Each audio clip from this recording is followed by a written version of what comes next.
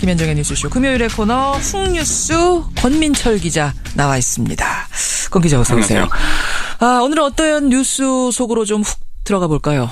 네, 3주 전 이 시간에 이명박 정부 때 벌어졌던 큰 사건. 노무현 전 대통령 서거 다뤘었는데요. 다뤘었죠. 오늘 또 이명박 정권에서 벌어진 사건 하나를 가져와 봤습니다. 먼저 음성 들어보시죠. 예. KB 한마음 사건은 민간인 불법 사찰이라는 폭로 정치로 국민을 호도하고 기만하려는 술수는 제발 그만두십시오. 민간인 불법 사찰. 깜짝 놀랐어요. 이게 지금 무슨 얘기입니까? 민간인 불법 사찰 사건 기억하실 겁니다. 예. 청와대 고용노사 비서관을 지낸 이영호 씨의 2012년 3월 기자회견 목소리입니다. 예. 민간인 불법 사찰에 자신이 몸통이다 이러면서 이렇게 막무가내식 기자회견을 했는데요. 저번 훅뉴스 취재를 하면서 참여정부 인사들 가운데 한 사람이 훅뉴스에서 꼭 한번 다뤄달라고 했던 게 바로 이 민간인 사찰 사건입니다. 그러니까 다른 거 취재하고 있는데 이것 꼭 좀 다뤄주십시오 제보가 들어온 거군요. 네, 당시에 사찰이 있었다는 이야기만 나왔을 뿐 사찰 이후에 어떤 일이 벌어졌는지 후반부에 대한 언론 보도가 미약했다 이런 내용입니다. 그때 사찰 결과로 인해서 피해당한 사람들 얘기는 나오지 않았었습니까? 네, 김종익 전 KB 한마음 대표가 있었죠. 하지만 피해자 이야기는 딱 그 한 사람 이야기뿐이었습니다. 하지만 수많은 민간인 사찰이 있었기 때문에 수많은 피해자가 있었다. 하지만 잘 알려지지 않았다. 왜? 당시 사건의 진상규명이 제대로 안 된 때문에. 그래요. 이게 제보자 이야기입니다. 민간인 사찰 사건 다시 한번 기억 환기를 해보죠. 이명박 정권 출범 직후에요. 광우병 쇠고기 수입 문제로 MB 정권이 큰 위기에 처했을 때가 있었죠. 그때 이제 국무총리실에 공직자윤리지원관실이 신설이 됐습니다. 공직윤리지원관실. 네. 공무원들 감찰하는 척하면서 정권에 반대하는 걸로 보이는 사람들은 민간인이든 누구든 뒤를 캔 그런 사건이죠. 그렇죠. 대표적으로 드러난 게 바로 김종익 씨 사찰 사건입니다. 자, 본격적으로 들어가 보겠습니다. 먼저 피해자 얘기부터 좀 풀어보죠. 네, 당시 사찰은 정치적 목적에서 진행이 됐습니다. 광우병 촛불 시위 배후가 전 정권 사람들이다 이렇게 보고 그들을 보복하기 위해서 뒷조사한 부분이 밝혀졌죠. 예. 문제는 그들과 관련돼 있는 민간인들을 불법적으로 사찰하고 다녔다는 겁니다. 한 참여정부 인사의 이야기 들어보시죠. 서너 명이 내려와서 경찰서, 검찰청, 시청 쭉 돌아다니면서 저희에 대한 공개된 정보들 쭉 가지고 넘어갔고, 그래서 유일하게 저한테 후원자했던 사람 같은 경우가 연매출 24억인데 7억을 때려요. 국세청에서 세무조사를 3일 동안 해서 때린다든지 제가 관계됐던 단체를 압수수색한다든지 제 주변에 있는 모든 사람의 계좌를 다 딴다든지. 그러니까 노무현 정권 때 여당이었던 의원 목소리인 거잖아요, 지금. 그렇습니다. 이 의원에게 후원을 했던 사람의 사찰해서 24억 매출인데 세금을 7억 원 추징했어요. 그렇습니다. 더 이상 전 정부 인사를 후원을 못하도록 족친 거죠. 속된 말로. 예. 지방의 또 다른 기업의 경우는요. 국세청은 물론 검찰청까지 나서서 샅샅이 뒤지고 탈탈 털어갔다고 합니다. 그러다가 결국 기업이 망했는데요. 이렇게 기업을 못 살게 군 이유는 딱 하나. 뭡니까? 바로 참여정부 퇴직 인사를 취업시켜준 때문이었습니다. 취업을 시켜줬다고? 네. 그러니까 이런 일이 많았다는 거죠. 우리가 알고 있는 민간인 사찰 사건의 대표적인 피해자 김종익 씨요. 예. 이분이 사찰당한 이유가 이명박 전 대통령을 조롱하는 동영상을 자신의 블로그에 올린 때문으로 알려져 있죠. 그렇죠. 하지만 사실은 노무현 전 대통령의 최측근 이광재 씨 때문입니다. 무슨 얘기입니까? 한번 일단 직접 들어보시죠.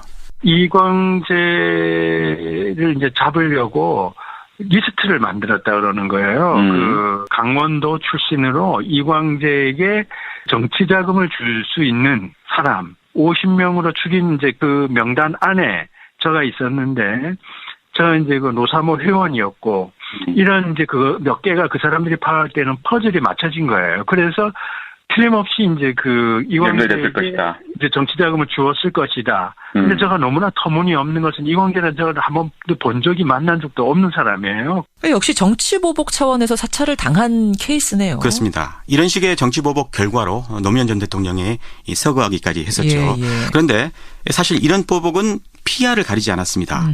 같은 MB 정권 내에 경쟁자를 제거하기 위해서 또 사찰이 자행되기도 했습니다. 어떤 파워 게임에도 사찰이 악용됐다? 네, 그렇습니다. 여당이죠. 당시 한나라당 예. 그 일부 국회의원들이 정권 초기에 대통령의 형님인 이상덕 의원의 이선 퇴진을 요구했었죠. 그러다가 대대적으로 사찰을 당했습니다. 누굽니까? 정두환, 정택은, 남경필 같은 사람입니다. 그런데 이런 정적들을 제거하는 과정에서 역시 이들과 관련된 민간인들을 사찰을 했습니다. 정택은 전 의원의 증언 들어보시죠.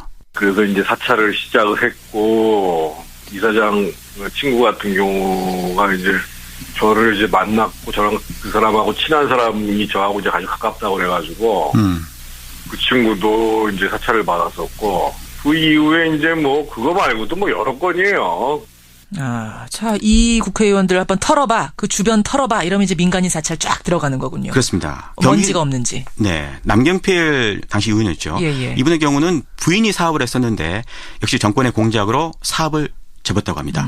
남지사 주변인 이야기 한번 들어보시죠. 예. 부인 관련된 일을 아주 하도 훑어대가지고 보석 관련 일이었어요. 근데 그것도 결국 사업 다 망가져가지고 그게 원인이 돼서 이혼했잖아요. 그 시발점이 그거예요. 그래요. 부부 사이가 이제 결정적으로 막 힘들어진 게 그냥 정치인의 아내로 사니까 이제 너무 힘들다 이거였어요. 이야기를 종합해 보면 결국 MB 정권, MB의 정치적인 정적들을 제압하는 과정에서 이 민간인 불법 사찰이 광범위하게 이루어졌다. 이런 얘기가 되는 거예요. 그렇죠. 그뿐 아니라 자신들의 이권과 인사청탁을 들어주지 않는 기관장들을 겁박하기 위한 방편으로도 사찰을 활용하게 됐습니다. 그래요. 공기업이 만약에 자신의 인사청탁을 들어주지 않으면요. 감사원 같은 것을 동원을 해가지고 보복을 가했다. 이런 이야기도 실제 있었습니다. 허허, 참 이거는 그러니까 권력을 아주 사적 용도로 이용한 거예요. 물불을 가리지 않은 거죠. 예. 심지어는 청와대 직원들을 사찰하기도 했다고 하는데요. 당시 청와대 행정관의 이야기도 한번 들어보시죠. 예. 엄청나게 대놓고 뭐 매일 미행하고 나중에 이제 금융계좌 다 깐 거 기본이죠. 뭐 사찰당하는 거는. 근데 청와대 안에 있는데도 사찰을 당해요? 다 하죠. 뭐 미행까지 했는데. 그 이유는 사찰을 당한 이유는? 제가 이제 정보상품 계보라는 이유. 그 계보란 이유로. 예. 그러니까 청와대 안에 있는 직원들을 사찰한 이유가 뭔가 그 사람이 불법을 저질러서 이런 게 아니라 누구누구 계보란 이유로 사찰을 당했다. 정적과 가까운 사람이라는 이유로 당한 거죠. 기가 막히네요. 정두환 전 의원은요. 자신의 회고록에서 이렇게 썼습니다. 이명박 정권의 사찰은 역대 어느 정권보다 더 사적이었고 비열했다. 이렇게요.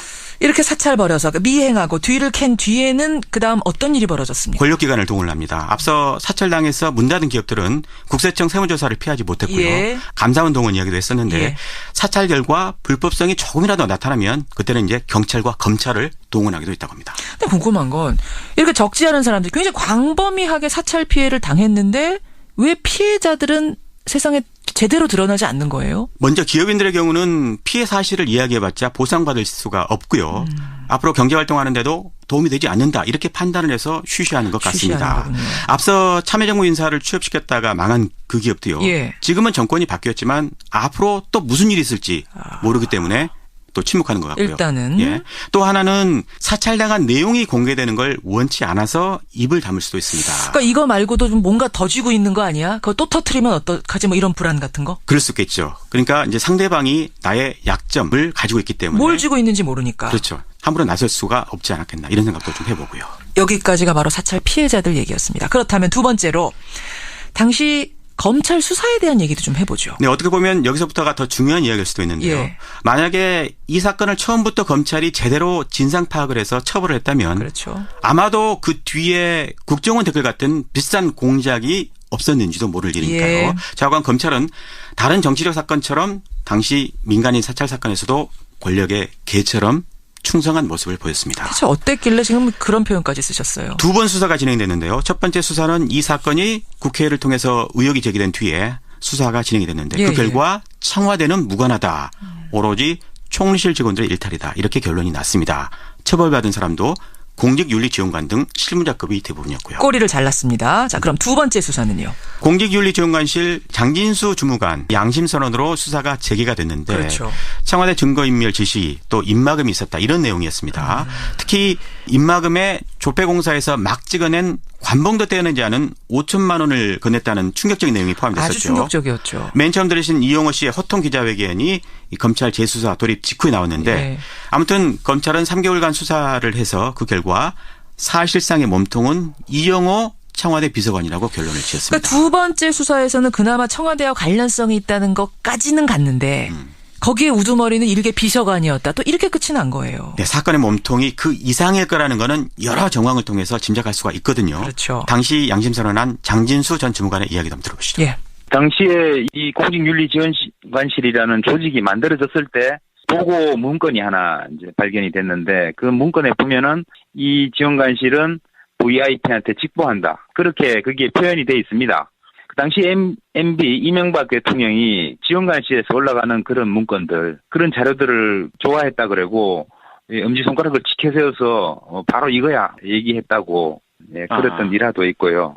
그러니까 대통령 직보용으로 조직이 만들어진 거고 엄지손가락을 치켜들으며 좋아했다라는 증언까지 나왔는데도 대통령과는 무관하다? 네, 검찰 수사가 얼마나 형편없었는지 알 수가 있는 대목이죠. 예. 같은 같은 수사를 했는데 1차 때는 청와대 무관하다. 2차 때는 청와대 비서관이 몸통이다. 같은 수사에 다른 결론이 난 것만 가지고도 이 사건 진실 규명을 다시 해야 한다는 이야기가 나오는 겁니다. 그렇군요. 근데 지금 다시 수사를 하려고 해도 뭐 증거는 다 인멸된 거 아닙니까? 미처 없애지 못한 증거물도 있습니다. 윤리지원관실 컴퓨터 또 USB 메모리 이게 당시 검찰이 확보를 했거든요. 예. 거기만 해도 2,600여 건의 사찰 자료가 있는 걸로 돼 있습니다. 따라서 지금이라도 재수사한다면 얼마든지 전모를 밝혀낼 수 있을 것 같습니다. 혹시 홍뉴스 취재하는 과정에서 MB 쪽 이야기, 이명박 대통령 쪽 이야기 좀 들어보셨어요? 통화는 안 됐는데요. 다만 그 당시에도 이런 반응이 있었습니다. MB 쪽으로부터요. 사찰은 전 정권 때도 있었다. 이런 물타기식 반응이 나왔었죠. 물론 군부 정권 때는 그보다 더한 일이 있었겠죠. 하지만 정권이 교체된 이후에 공직자들 감찰은 있었지만 민간인 대상으로 한 사찰은 전례를 찾기 힘든 그런 민주주의 파괴행위죠. 정두원 의원은요. 이게 박근혜 정권의 블랙리스트보다 더 악질적이다. 이렇게 말을 했습니다. 한번 들어보시죠. 이건 가장 악질적인 블랙리스트이 사찰이라는 게. 예. 블랙리스트는 뭐 이러이러한 사람은 지원하지 말라는데 이거는 이러이러한 사람들을 뒤져가지고 약점을 줘라. 이런 거란 말이에요. 그러니까 가장 악질적인 블랙리스트지 죄질로 따지면 뭐 블랙리스트에 한 10배 정도 되는 죄질인데 정말 반인권적인 행위들이고. 정두원 의원이 사찰 관련해서 할 말이 많은 것 같은데 이제 월간 정두원 시간에 한 번 더 이 질문을 좀 드려보기로 해야겠네요. 그나저나 지금 과거의 의혹들에 대한 재수사가 하나 둘씩 되고 있는데 문재인 대통령이 혹시 민간인 사찰 부분에 대해서는 언급이 없었습니까? 제가 한번 찾아봤더니 한 출판물에서 이 사건과 관련해서 이렇게 적었습니다. 국가 권력을 사사롭게 유용한 불법 행위들을 철저히 조사해서 반드시 대가를 치르도록 해야 한다. 이렇게요. 그래요. 그렇다면은 뭐 다시 한번 촉구를 해봐야겠네요. 박근혜 정권 때뿐만 아니라 이명박 정권 당시의 여러 적폐들 가운데 핵심적인 것들은 다시 한번 좀 우리가 들여다봐야 하지 않은가. 정의를 다시 세워야 하는 게 아닌가. 정리를 하면서 오늘 홍뉴스 권민철 기자 수고하셨습니다. 고맙습니다. 이게 바로 이 민간인 사찰 사건입니다. 아까 다른 거 취재하고 있는데 이것 꼭 좀 다뤄주십시오. 제보가 들어온 거군요. 네, 당시에 사찰이 있었다는 이야기만 나왔을 뿐 사찰 이후에 어떤 일이 벌어졌는지 후반부에 대한 언론 보도가 미약했다. 이런 내용입니다. 그때 뭐 사찰 결과로 인해서 피해당한 사람들 얘기는 나오지 않았었습니까? 네, 김종익 전 KB한마음 대표가 있었죠. 하지만 피해자 이야기는 딱 그 한 사람 이야기뿐이었습니다. 하지만 수많은 민간인 사찰이 있었기 때문에 수많은 피해자가 있었다. 하지만 잘 알려지지 않았다. 왜? 당시 사건의 진상규명이 제대로 안 된 때문에. 그래요. 이게 제보자 이야기입니다. 민간인 사찰 사건 다시 한번 기억 환기를 해보죠. 이명박 정권 출범 직후에요. 광우병 쇠고기 수입 문제로 MB 정권이 큰 위기에 처했을 때가 있었죠. 그때 이제 국무총리실에 공직자윤리지원관실이 신설이 됐습니다. 공직윤리지원관실. 네. 공무원들 감찰하는 척하면서 정권에 반대하는 걸로 보이는 사람들은 민간인이든 누구든 뒤를 캔 그런 사건이죠. 그렇죠. 대표적으로 드러난 게 김현정의 뉴스쇼 금요일의 코너 홍뉴스 권민철 기자 나와 있습니다. 권 기자 어서 오세요. 오늘은 어떤 뉴스 속으로 좀 훅 들어가 볼까요? 네, 3주 전 이 시간에 이명박 정부 때 벌어졌던 큰 사건. 노무현 전 대통령 서거 다뤘었는데요. 오늘 또 이명박 정권에서 벌어진 사건 하나를 가져와 봤습니다. 먼저 음성 들어보시죠. 예. KB 한마음 사건은 민간인 불법 사찰이라는 폭로 정치로 국민을 호도하고 기만하려는 수수는 제발 그만두십시오. 민간인 불법 사찰. 깜짝 놀랐어요. 이게 지금 무슨 얘기입니까? 민간인 불법 사찰 사건 기억하실 겁니다. 예. 청와대 고용노사 비서관을 지낸 이영호 씨의 2012년 3월 기자회견 목소리입니다. 예. 민간인 불법 사찰에 자신이 몸통이다 이러면서 이렇게 막무가내식 기자회견을 했는데요. 저번 훅뉴스 취재를 하면서 참여정부 인사들 가운데 한 사람이 훅뉴스에서 꼭 한번 다뤄달라고 했던 전 정부 인사를 후원을 못하도록 족친 거죠. 속된 말로. 예. 지방의 또 다른 기업의 경우는요. 국세청은 물론 검찰청까지 나서서 사타치 뒤지고 탈탈 털어갔다고 합니다. 그러다가 결국 기업이 망했는데요. 이렇게 기업을 못 살게 군 이유는 딱 하나. 뭡니까? 바로 참여정부 퇴직 인사를 취업시켜준 때문이었습니다. 취업을 시켜줬다고? 네. 그러니까 이런 일이 많았다는 거죠. 우리가 알고 있는 민간인 사찰 사건의 대표적인 피해자 김종익 씨요. 예. 이분이 사찰당한 이유가 이명박 전 대통령을 조롱하는 동영상을 자신의 블로그에 올린 때문으로 알려져 있죠. 그렇죠. 하지만 사실은 노무현 전 대통령의 최측근 이광재 씨 때문입니다. 무슨 얘기입니까? 한번 일단 직접 들어보시죠.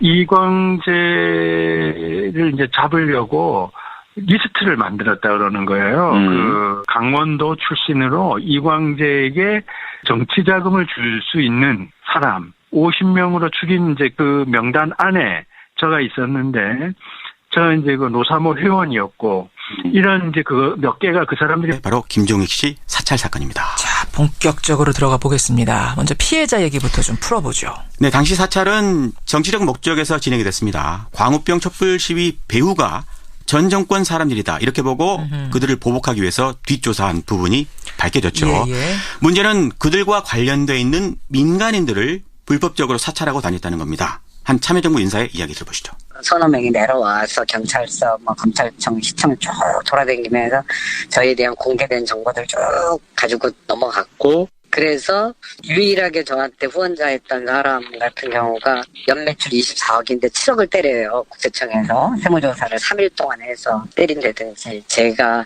관계됐던 단체를 압수수색한다든지 제 주변에 있는 모든 사람의 계좌를 다 딴다든지. 그러니까 노무현 정권 때 여당이었던 의원 목소리인 거잖아요, 지금. 그렇습니다. 이 의원에게 후원을 했던 사람의 사찰해서 24억 매출인데 세금을 7억 원 추징했어요. 그렇습니다.